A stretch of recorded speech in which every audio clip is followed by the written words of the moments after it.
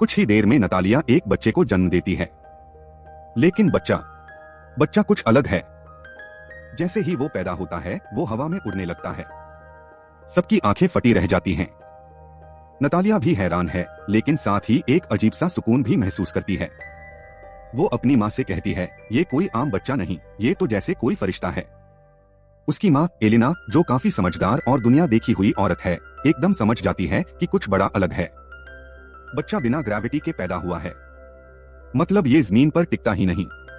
इस बात से डरकर वे लोग बिना किसी को बताए अस्पताल से निकल जाते हैं।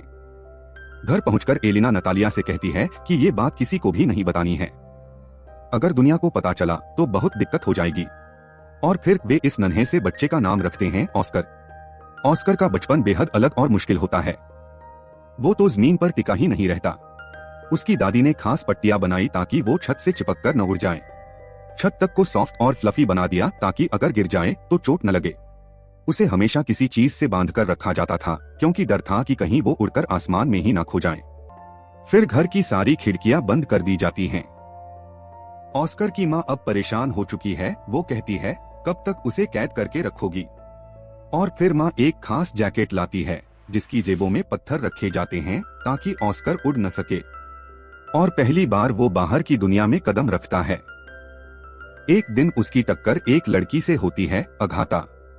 गुस्से में आकर वो ऑस्कर को 2 भारी पानी की बोतलें पकड़ा देती है और कहती है, मेरे घर छोड़ आना। ऑस्कर मना करता है, लेकिन फिर मान जाता है। जब वो उसके घर पहुंचता है तो बोतलें लौटाने से मना कर देता है।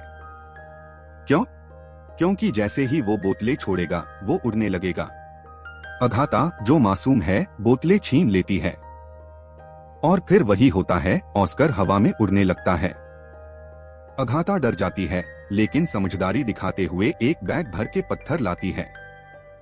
ऑस्कर वो पत्थर अपनी जेब में डालता है और नीचे आ जाता है। यहीं से दोनों की दोस्ती की शुरुआत होती है। ऑस्कर उसे बोलता है, ये सब सीक्रेट रहेगा, पक्का? अगाथा हामी भरती है।